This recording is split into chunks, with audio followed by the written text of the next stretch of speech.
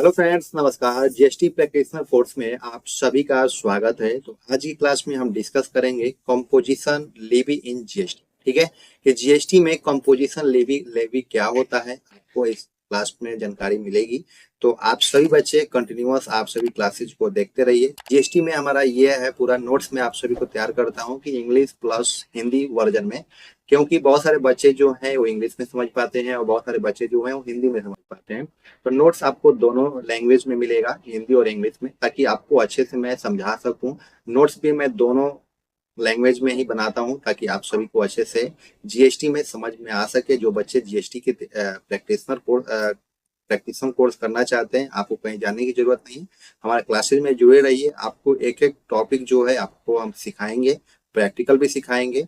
तो आप सभी बस थोड़ा बेसिक चीजें आप समझ जाइए कि क्या होता है। ठीक है, तो आज ही जो हम क्लास में डिस्कस करने वाले हैं कंपोजिशन लेवी इन जीएसटी। तो आइए हम जानते हैं कि कंपोजिशन लेवी इन जीएसटी क्या होता है। ठीक है, the composition levy is a special tax scheme under good and service tax. ठीक है, GST design for a small tax payer. जो कंपोजिशन स्कीम है जो स्मॉल टैक्स पेयर के लिए बनाया गया है, ठीक है, डिजाइन किया गया है। It simplifies the tax compliance process by offering a reduced tax rate and simplified filing requirements for business with low turnover। जो कंपोजिशन स्कीम है, आपको बहुत सारे इसमें रेट भी जो है आपको बहुत कम देना होता है, और इसमें जो सुविधा होती है बहुत आसान तरीके से आप अपने रिटर्न को फाइल कर सकते हैं। इसमें ये होता है इसका जो टर्नओवर होता है, लोअर टर्नओवर में भी आपको इस स्कीम का बहुत फायदा उठा सकते हैं। ठीक है, the scheme is primarily aimed a small business to ease their tax burden and reduce the complexity of the regular GST system. इसमें कंपोजिशन स्कीम में आपको ये हो जाता है कि क्वार्टरली आपको फाइल रिटर्न करनी होती है 3 मंथ पे। तो आपको इसमें कोई बिलिंग की जरूरत नहीं होती है। आपका जो ट्रांजेक्शन होता है, बैंक ट्रांजेक्शन होता है, उसके बिहाफ पे आप क्या करते हैं, रिटर्न को फाइल कर देते हैं। समझ लीजिएगा दोबारा से कि कमर्शियल लेवी वस्तु एवं सेवा कर जीएसटी के तहत एक विशेष कर योजना है जिसे छोटे करदाताओं के लिए डिजाइन किया गया है। ठीक है, ये कम टर्नओवर वाले व्यवसायों के लिए कम कर दर और सरलीकृत फाइलिंग आवश्यकताओं की पेशकश करके अनुपालन प्रक्रिया को सरल बनाता है। ठीक है, इस योजना का मुख्य जो उद्देश्य है, छोटे व्यवसायों पर कर का बोझ कम करना है और नियमित जीएसटी प्रणाली की जटिलता को कम करना है। कंपोजिशन स्कीम इसलिए बनाया गया कि जो छोटे व्यवसाय वाले हैं, जो उद्योग जो नया स्टार्टअप करते हैं, उनको जो है टैक्स का जो है वो बर्डन कम पड़े और वो अपना जो बिजनेस है वो सही तरीके से चला पाए, और वो अपना टाइमली जो है रिटर्न फाइल करने उसमें बहुत इजी तरीका दिया गया है कंपोजिशन स्कीम में। ठीक है, अब जान लेते हैं नेक्स्ट टॉपिक जो है आपका कि की फीचर ऑफ कंपोजिशन लेवी। ठीक है, कंपोजिशन लेवी की मुख्य जो विशेषताएं हैं वो हम जान लेते हैं। पहला जो आपका ऑप्शन है सिंप्लीफाइड टैक्सेशन, जिसको बोलते हैं सरलीकृत कराधान।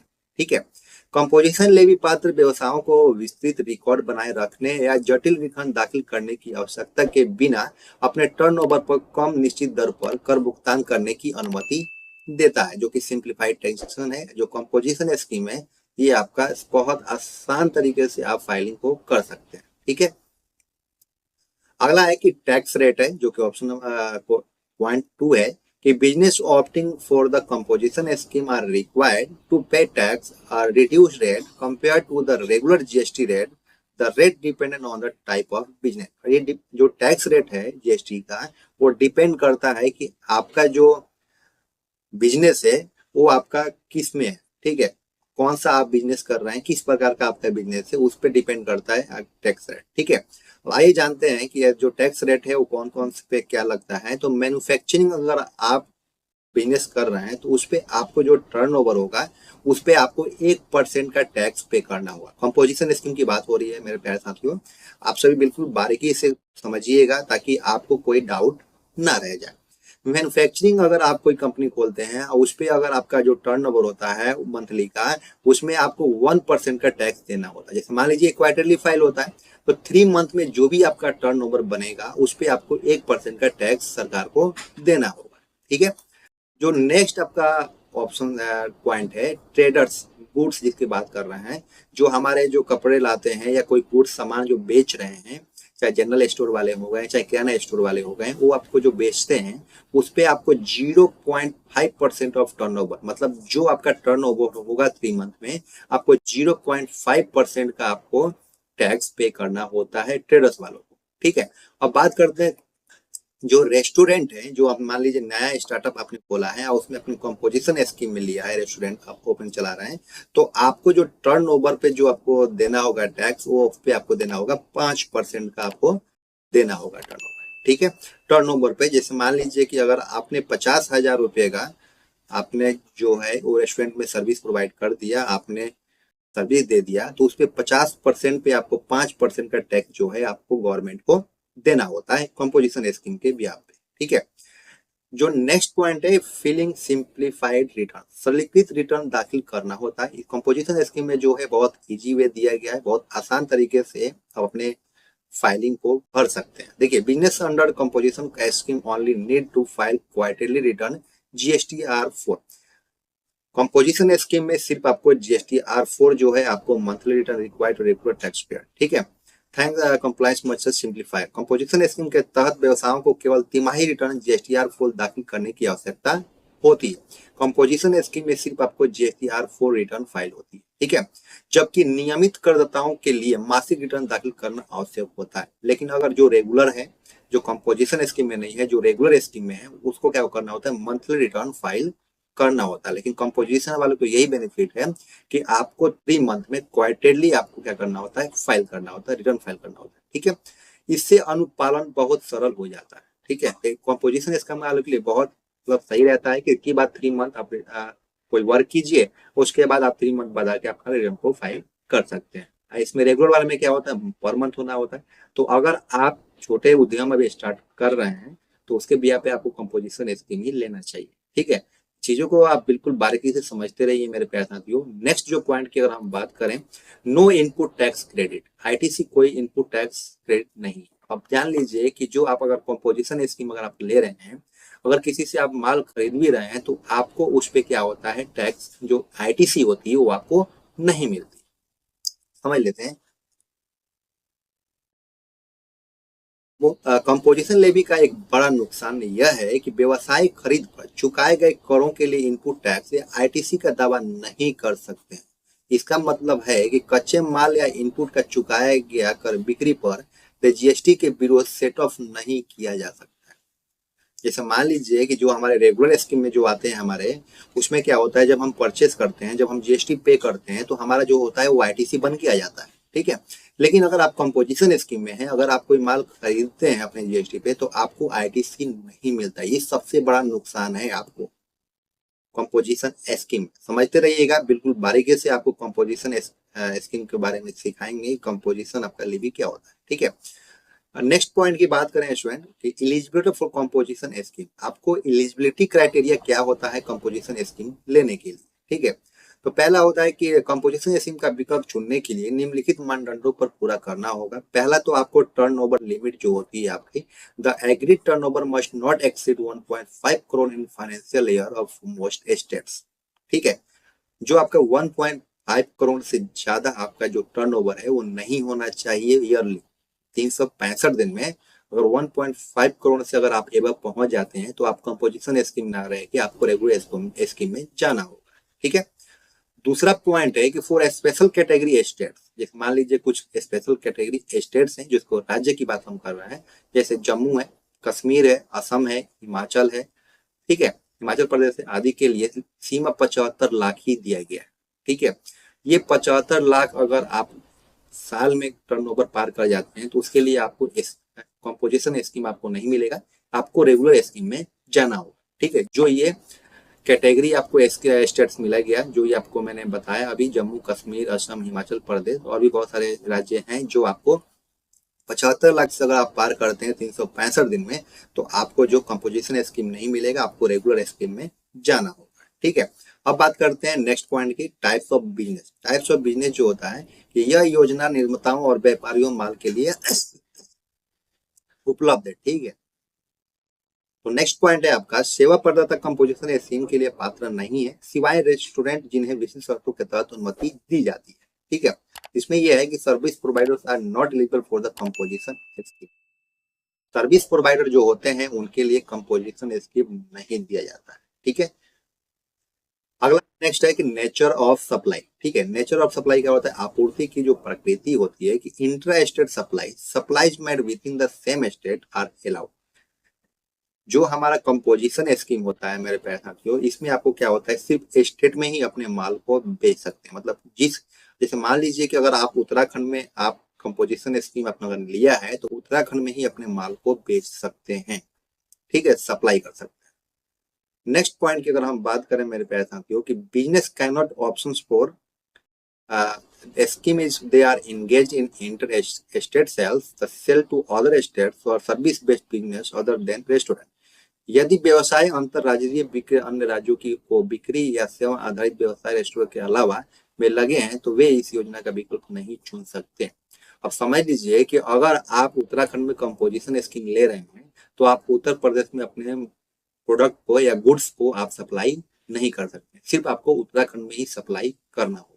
ठीक है, ये आपका बहुत बड़ा लॉस हो जाता है कंपोजिशन स्कीम में। अगर आप रेगुलर स्कीम में है तो आप कहीं भी अपने गुड्स को बेच सकते हैं। ठीक है, नेक्स्ट जो आपका पॉइंट है, नो इंटर स्टेट सेल्स। अभी जो हमने बात किया उसी की बात यहाँ पे भी हो रही है। कोई अंतर राज्यीय बिक्री नहीं होती है कंपोजिशन स्कीम में।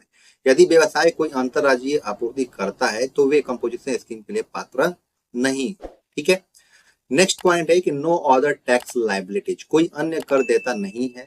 व्यवसायी को यह सुनिश्चित करना चाहिए कि कंपोजिशन स्कीम का विकल्प चुनने से पहले उनके पास वैट या उत्पाद शुल्क या सेवा कर जैसी पिछली प्रदत्त व्यवसायों के तहत कोई बकाया कर देता नहीं होना चाहिए। जैसे मान लीजिए पहले अपने कोई टैक्स जीएसटी ले रखा है, उसके बाद अपने बंद करा दिया है, तो उसका कोई लायबिलिटीज नहीं होना चाहिए, टैक्स की कोई लायबिलिटीज नहीं होना चाहिए, तभी आपको ये स्कीम मिलता है। ठीक है, मेरे प्यारे साथियों, आप सभी हमारे साथ बने रहिए। आपको कोई चीज समझ में नहीं आ रही है तो आप हमें कमेंट सेक्शन में जरूर बताइएगा। ठीक है, प्रयास करेंगे आगे से और अच्छी तरीके से आपको एक्सप्लेन करने की। तो अब मैं पूरा कोशिश करता हूँ कि आपको बहुत अच्छे से समझा सकूं, और हमारा नोट्स जो है बहुत इजी में बना रखा है हमने, बहुत आसान भाषा में, ताकि आपको अच्छे से समझ में आ जाए, पढ़ के भी समझ में आ जाए। ठीक है, बात करते हैं नेक्स्ट टॉपिक है स्टूडेंट कि how two options for composition scheme. Composition scheme का विकल्प हम कैसे चुन सकते हैं? तो पहला हमारा जो है जीएसटी रजिस्ट्रेशन, जो कि करदाता को जीएसटी के तहत पंजीकृत होना चाहिए, और जीएसटी पंजीकरण के लिए आवेदन करते समय या नवीनीकरण के समय कंपोजिशन स्कीम के लिए आवेदन करना चाहिए। ठीक है, जब हम क्या करते हैं, जब हम रजिस्ट्रेशन करते हैं तो उस समय हम ऑप्शन आता है कि आप रेगुलर में जाना चाहते हैं या कंपोजिशन स्कीम में जाना चाहते हैं, तो वहां पे आपको सिलेक्ट करना है, कंपोजिशन स्कीम में आपका आ जाता है। ठीक है, फाइल डिक्लेरेशन की हम बात करें, जीएसटी CMP 02 फाइल घोषणा जो आपको देना होता है। करदाता को कंपोजिशन स्कीम का विकल्प चुनने के लिए जीएसटी CMP 02 ऑनलाइन दाखिल करना होगा। पंजीकरण के बाद पहला रिटर्न दाखिल करते समय ऐसा किया जा सकता है। मान लीजिए आपने जीएसटी रजिस्ट्रेशन ले लिया, और जब पहली बार आप अपने जीएसटी रजिस्ट्रेशन को ओपन करेंगे, लॉगिन करेंगे, तो वहां पे आपको ऑप्शन आता है कि आप रेगुलर स्कीम के लिए जाना चाहते हैं या कंपोजिशन स्कीम के लिए, तो वहां पे आप सेलेक्ट कीजिएगा कंपोजिशन स्कीम के लिए, तो आपका जो जीएसटी होगा वो कंपोजिशन स्कीम में सेट हो जाता है। ठीक है, चीजें क्लियर हो गई आपको। नेक्स्ट जो पॉइंट है आपका quarterly filling of return. GSTR4 जो होता है तिमाही रिटर्न दाखिल करना होता है। मासिक रिटर्न दाखिल करने के बजाय कंपोजिशन स्कीम के तहत व्यवसाय तिमाही रिटर्न GSTR4 दाखिल करते हैं। ठीक है, कंपोजिशन स्कीम में आपको 3 मंथ पे आपको रिटर्न फाइल करनी होती है, इसमें आपको मंथली रिटर्न फाइल नहीं करना। ठीक है, इस फॉर्म में बिक्री भुगतान किए गए कर लेन देन के अन्य विवरण शामिल भी होते हैं। ठीक है, जो कि आप GSTR4 में आप जितना भी सेल किए होंगे उसका करना पड़ता है, टैक्स पे करना होता है। ठीक है, आपका टॉपिक है जो कि ये है no ITC input tax credit. अभी हमने अभी ऊपर डिस्कस किया था कि आपको इसमें इनपुट टैक्स क्रेडिट नहीं मिलता है। व्यवसाय को पता होना चाहिए कि वे इनपुट टैक्स क्रेडिट ITC का लाभ नहीं उठा सकते। कंपोजिशन स्कीम में आपको ITC का लाभ आप नहीं उठा सकते, जिसका अर्थ है कि वे इनपुट का भुगतान किए गए जीएसटी को बिक्री पर एकत्र किए गए कर से ऑफसेट नहीं कर सकते। ठीक है, ये चीज आपको क्लियर होना चाहिए कि अगर आप कहीं जीएसटी से कोई माल लेते हैं, मतलब कोई कच्चा माल लेते हैं, तो वहां पे आपको जो टैक्स आप पे करेंगे वो आपको जीएसटी पोर्टल पे नहीं आएगा, मतलब ITC आपको नहीं आएगा। ठीक है, अब जान लेते हैं student key benefits of composition लीवी। Composition लीवी का लाभ क्या है? ठीक है, ये चीजें क्लियर होना चाहिए। तो पहला आपका है सिंप्लीफाइड कंप्लायंसेज है, जो कि सरलीकृत का अनुपालन करता है। कम रिटर्न और सरलीकृत रिकॉर्ड रखने से छोटे व्यवसायों के लिए जीएसटी नियमों का अनुपालन करना थोड़ा आसान हो जाता है। इसमें थोड़ा बहुत कम टर्म्स एंड कंडीशन दिए गए होते हैं कंपोजिशन स्कीम में, तो इसमें आप अच्छे तरीके से अपने व्यवसाय को चला सकते हैं और बहुत टैक्स कम हो देना होता है। 1%, कुछ भी आप सेल कर रहे हैं तो आपको सिर्फ 1% का टैक्स पे करना होता है मैन्युफैक्चरिंग पे। मैंने बता दिया कि मैन्युफैक्चरिंग, ट्रेडर्स और आपका ये तीन चीजें जो है आप सर्विसेज पे आपको कितना देना होता है। ठीक है, बात करें कि इनपुट टैक्स क्रेडिट खरीद और बिक्री के विस्तृत रिकॉर्ड रखने के बजाय व्यवसायों को केवल तिमाही रिटर्न जीएसटी फाइल दाखिल करने की आवश्यकता होती। ठीक है, अगला टॉपिक है कि लोअर टैक्स बर्डन। इसमें आपको छोटे व्यवसायों को नियमित करदाताओं की तुलना में कम दर का भुगतान करने से लाभ होता है। इसमें उन्हें अपने समग्र कर बोझ को कम करने और नकदी प्रवाह में सुधार करने की मदद मिलती है। ठीक है, इसमें जो होता है आपको बर्डन, टैक्स का जो बर्डन होता है वो बहुत कम होता है। सिर्फ आपको जितने भी आपने ट्रांजेक्शन किया है उस पर आपको, जितना आपने सेल किया उस पर सिर्फ आपको 1% का टैक्स पे करना होता है। ठीक है, अगला है आपका नेक्स्ट टॉपिक इजिएट कैश फ्लो मैनेजमेंट। इसमें आप क्या करते हैं, बहुत इजी तरीके से अपने कैश को मैनेज करते हैं। क्योंकि कर की दर निश्चित और कम है, इसलिए व्यवसाय अपने नकदी प्रवाह का प्रबंध और भविष्य के विकास की योजना बनाना अधिक आसान बना सकते हैं। ठीक है, ऑप्शन में जो 4 है कि no need for detail invoicing, इसमें आपको कोई इनवॉइसिंग की भी आवश्यकता नहीं होती है कि कोई अपना सेल कर रहे हैं तो उसमें आपको कोई इनवॉइस काट कर देना होता है। ठीक है, नियमित जीएसटी करदाताओं और विपरीत कंपोजिशन स्कीम का विकल्प चुनने वाले व्यवसायों को जीएसटी विवरण के साथ कर चालान जारी करने की आवश्यकता नहीं होती है। कंपोजिट अगर आप स्कीम में हैं तो आपको ऐसा नहीं है कि आपको कोई बिल बनवाना है, उस पर आपको जीएसटी नंबर होना चाहिए, फिर उसके बाद आप उस पर जीएसटी का वो लगाएंगे कि कितना % पे हम सेल कर रहे हैं। इसकी कोई आवश्यकता नहीं होती है।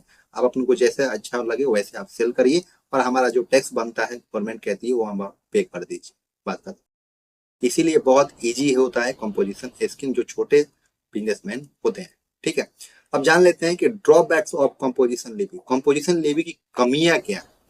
फायदे तो हम जान गए कंपोजिशन स्कीम के फायदे क्या है, लेकिन हम जान लेते हैं कि इसकी कमियां क्या है, नुकसान क्या है। पहला नुकसान तो यह है मेरे प्यारे साथियों कि नो इनपुट टैक्स क्रेडिट होता है, जो कि जो भी आप परचेस करते हैं वो आपको, जिसमें आप जीएसटी पे किए होते हैं तो उसका आपको आईटीसी नहीं मिलता।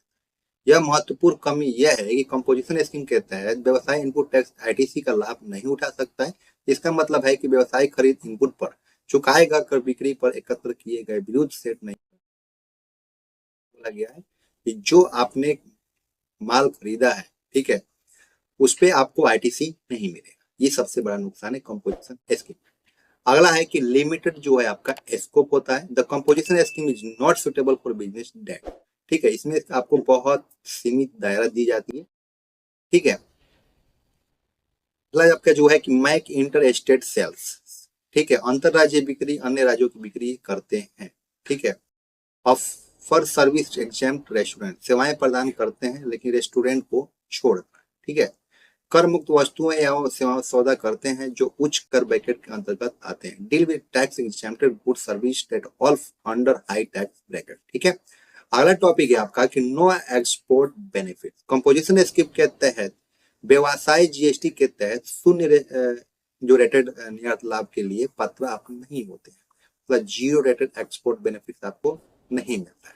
ठीक है, जिसमें 0% पे जो हमारा गुड्स होता है वो सेल होता है तो इसमें आपको कोई नहीं मिलता है। उस पे भी आपको जितना आपका 1% है तो 1% पे 0.5% है उस पे आपको टैक्स पे करना ही होता है। इसका आपको लाभ नहीं मिलता है। ठीक है, नेक्स्ट पॉइंट की अगर बात करें मेरे पास तो कि लिमिटेड टू स्मॉल बिजनेस, छोटे व्यवसायों तक सीमित है ये।